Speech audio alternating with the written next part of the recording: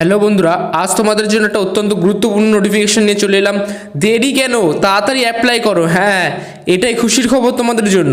অর্থাৎ তাড়াতাড়ি তোমরা অ্যাপ্লাই করো। আমি পুরো ভিডিওর এন্ডে ভিডিওটা পুরো দেখার অনুরোধ রইল তোমাদের কাছে। ভিডিও পুরো এন্ডে গিয়ে আমি বলে দেবো কোন কোন জেলায় আবেদন শুরু হয়ে গেছে, কীভাবে আবেদন করতে হবে, কি লাগছে, কি ডকুমেন্টস লাগছে, যোগ্যতা কি, কোয়ালিফিকেশন কি, সমস্ত কিছু একদম ভিডিওতে আলোচনা করা রয়েছে। এবং ভিডিও সবার শেষে গিয়ে আমি মোটামুটি কোন জেলা থেকে আবেদন চালু হয়ে গেছে পুরো লাস্ট এন্ডে গিয়ে আমি বলে দেবো। ভিডিওটা পুরো দেখার অনুরোধ রইল, তোমরা মন দিয়ে দেখতে থাকো ভিডিওটা পুরো লাস্ট পর্যন্ত।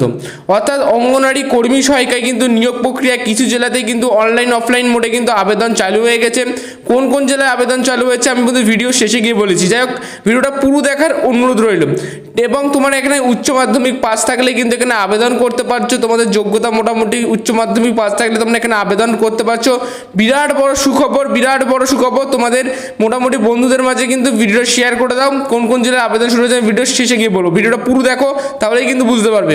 ঠিক আছে, এখানে কি বলেছে আবেদন পদ্ধতিতে জেলা ভিত্তিক আবেদন প্রক্রিয়াটি আলাদা আলাদা হয়ে রয়েছে। কয়েকটি জেলাতে অনলাইন আবেদন করা হচ্ছে, এবার কয়েকটি জেলাতে অফলাইন মোডেও কিন্তু আবেদন হচ্ছে। ব্যাপারটা ক্লিয়ার?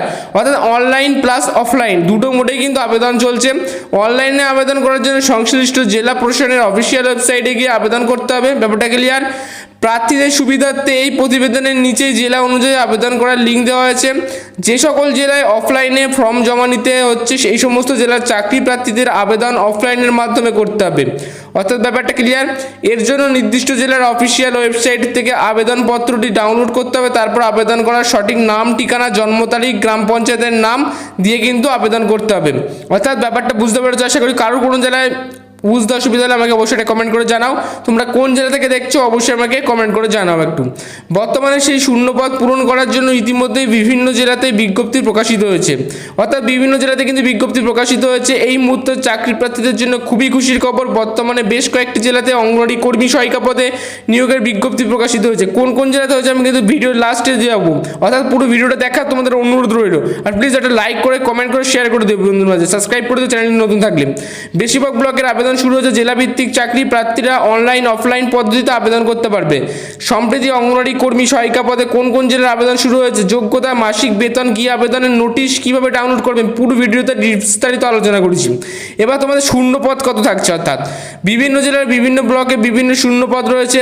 অর্থাৎ শূন্যপদ কিন্তু বিভিন্ন জেলায় বিভিন্ন ধরনের কিন্তু শূন্যপদ নেওয়া হচ্ছে। কোথাও হয়তো একটা জেলাতে তোমার ধরো 1200, 1300 এইভাবে কিন্তু শূন্যপদ নেওয়া হচ্ছে। ঠিক আছে, ওটা ক্লিয়ার? অফিসিয়াল বিজ্ঞপ্তি ডাউনলোড করার সুবিধার জন্য আমাদের এই প্রতিবেদনটি নিচে দেওয়া আছে। West Bengal ICDS requirement 2024। অর্থাৎ শূন্যপদ কিন্তু প্রচুর বড়। প্রত্যেকটা 23 জেলা থেকে তোমরা যেখানে দেখছো অবশ্যই আমাকে কমেন্ট করে জানাও যে দাদা আমি এটা বুঝতে পারিনি, আমাদের এই জেলায় যা এখনো ফর্ম ফিল আপ চালু হয়নি। অবশ্যই আমাকে এটা কমেন্ট করো। যাই হোক, আমি ভিডিও কিন্তু লাস্টে একদম বলে দিচ্ছি যে কোন কোন জেলাতে আবেদন হয়েছে। অর্থাৎ 3 থেকে 4টি জেলার আবেদন কিন্তু ইতিমধ্যে চালু হয়েছে 23টি জেলার মধ্যে। আর তোমাদের যারা টেনশনে রয়েছে 23টি জেলায় কবে আবেদন শুরু হবে, তোমাদের ইনফরমেশনমূলক ভিডিও পাওয়ার জন্য চ্যানেলটিকে অবশ্যই সাবস্ক্রাইব করো। আমি দ্রুত যদি ইনফরমেশন আসে আমি কিন্তু ভিডিওর মাধ্যমে জানিয়ে দিতে পারবো। তোমাদের বয়স সীমা বা এজ কোয়ালিফিকেশন কি লাগছে, অঙ্গনওয়াড়ি কর্মী ওয়ার্কার সহায়িকা পদ আবেদন করার জন্য ন্যূনতম তোমাদের 18 বছর লাগছে। অর্থাৎ ন্যূনতম 18 বছর হতে হবে, সর্বোচ্চ বয়স 35 বছর হতে হবে।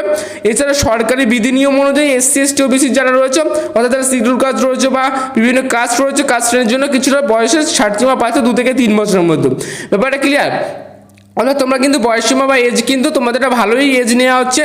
তোমরা কিন্তু এখানে ভালোই বয়সের ছাড় পাচ্ছ। এই খুশিতে কিন্তু একটা লাইক করতে পারো, সাবস্ক্রাইব করতে পারো। তোমরা 23 জেলার মধ্যে আমি 4টে জেলার নাম বলে দেবো। এখানে কিন্তু আবেদন চালু হয়ে গেছে ভিডিও লাস্টে একদম এন্ডে গিয়ে। আর যারা এখনও চালু হয়নি তারাও কমেন্ট করে জানাও দাদা আমি এখনও আবেদন করতে পারিনি, আমাদের জেলায় চালু হয়নি। কিন্তু তোমাদের দূর আসার কোনো দরকার নেই। তোমাদের কিন্তু কিছুদিনের মধ্যেও তোমাদের জেলাতেও চালু হয়ে যাবে। আমি কিন্তু অফিসিয়াল ওয়েবসাইটের মাধ্যমে জানিয়ে দেবো। এবার তোমাদের শিক্ষাগত যোগ্যতা কি লাগছে বা কোয়ালিফিকেশন কি লাগছে।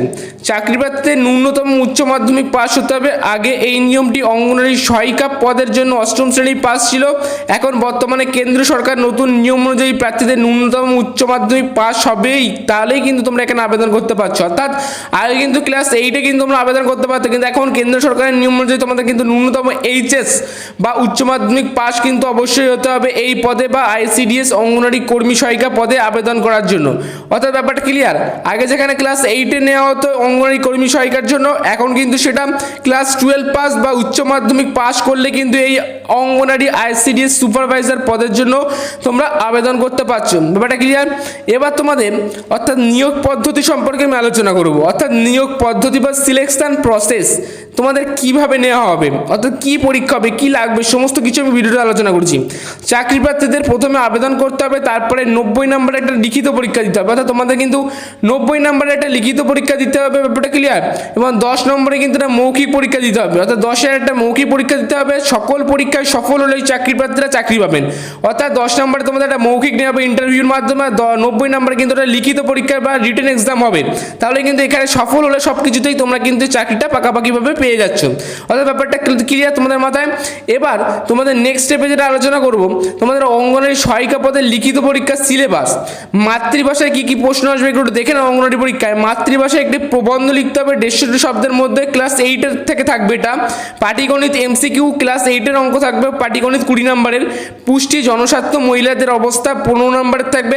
ইংরেজি ভাষায় 20 নম্বর থাকবে। সাধারণ জ্ঞানের ওপর 20 নম্বরের একটা প্রশ্ন থাকবে। অর্থাৎ ব্যাপারটা ক্লিয়ার। তোমাদের কিন্তু এই লিখিত পরীক্ষার সিলেবাস কিন্তু এইভাবেই কিন্তু মোটামুটি বিভাজন হয়েছে। অর্থাৎ কোন বিষয় থেকে কত কি নাম্বার বা সিলেক্ট থাকছে মোটামুটি তোমরা এখান থেকে জানতে পারছো। ব্যাপারটা ক্লিয়ার। বারবার বলছি চ্যানেলটিকে সাবস্ক্রাইব করে অবশ্যই পাশে থেকে এমন ইনফরমেশনমূলক ভিডিও পাওয়ার জন্য। এবার তোমাদের নেক্সট ভিডিওতে আমি আলোচনা করব আবেদনপত্রটি জমা করার ঠিকানা। অর্থাৎ নিজের সংশ্লিষ্ট এসডিপিও অফিসে গিয়ে বা আবেদনপত্র জমা দাও। তোমাদের বিডিও অফিস আশেপাশে তোমরা গিয়ে আবেদনপত্রটি তোমরা জমা করতে হবে। আবেদনের শেষ তারিখ এই পদগুলোর জন্য চাকরি প্রার্থীদের আবেদন করতে হবে 16 আগস্ট 2024 তারিখের মধ্যে তোমরা আবেদন করতে হবে। অর্থাৎ তোমাদের কিন্তু 16 আগস্ট 2024 এর মধ্যে কিন্তু আবেদনের শেষ তারিখ। এইগুলো তোমাদেরকে যথারীতি মাথায় রেখে কিন্তু এগুলোকে আবেদন সিলেক্ট করতে হবে, নাহলে কোনোভাবেই মিস্টেক হয়ে গেলে তোমরা কিন্তু আর আবেদন করতে পারবে না। অর্থাৎ বুঝতেই পারছো যে কতটা গুরুত্বপূর্ণ ভিডিও বা ইনফরমেশনমূলক ভিডিও। তোমরা কিন্তু প্রচুর বন্ধুদের মধ্যে শেয়ার করো, কমেন্ট করো কোন জেলা থেকে দেখছো, কোথা থেকে দেখছো, এবং আমরা আবেদন করতে কারা কারা পারোনি অবশ্যই আমাকে এখানে একটা কমেন্ট করে জানাও। আমি ভিডিও কিন্তু অবশ্যই রিপ্লাই দেওয়ার চেষ্টা করব। এবার তোমাদের নেক্সট ভিডিওতে আলোচনা করবো, অর্থাৎ নেক্সট স্টেপে বর্তমানে সেই শূন্যপদ পূরণ করার জন্য ইতিমধ্যে বিভিন্ন জেলাতে বিজ্ঞপ্তি প্রকাশিত হয়েছে। কয়েকটি জেলাতে অঙ্গনওয়াড়ি কর্মী সহায়িকা পদের জন্য আবেদন শুরু হয়েছে। অর্থাৎ কিন্তু বিভিন্ন জেলায় কিন্তু অঙ্গনওয়াড়ি কর্মী সহায়িকার জন্য কিন্তু আবেদন চালু হয়েছে। যাই হোক ব্যাপারটা ক্লিয়ার। তো এবার তোমাদের নেক্সট স্টেপে আলোচনা করবো কোন আমি লাস্টে বলে দিয়েছিলাম যে কোন জেলায় কিন্তু আবেদন চালু হয়েছে, সেগুলো জেলাগুলোর নামগুলো একটু দেখে নাও। এখানে ওয়েস্ট বেঙ্গল আইসিডিএস রিকোয়ারমেন্ট পদের নাম শূন্য পদ, অঙ্গনওয়াড়ি কর্মী সহায়িকা পদের পরীক্ষার সিলেবাস কিন্তু কোচবিহারে কিন্তু নিবেদন চালু, অর্থাৎ আবেদন চালু। মাথাভাঙা, দিনহাটা, শীতলকুচিতে আবেদন কিন্তু ইতিমধ্যে চালু হয়ে গেছে। এবং তোমাদের বাঁকুড়া জেলাও কিন্তু আবেদন চালু হয়ে গেছে, এবং উত্তর 24 পরগনা জেলাও কিন্তু আবেদন চালু হয়ে গেছে। ভিডিওটা প্লিজ একটা লাইক করো, সাবস্ক্রাইব করে দিও। Tata, bye bye.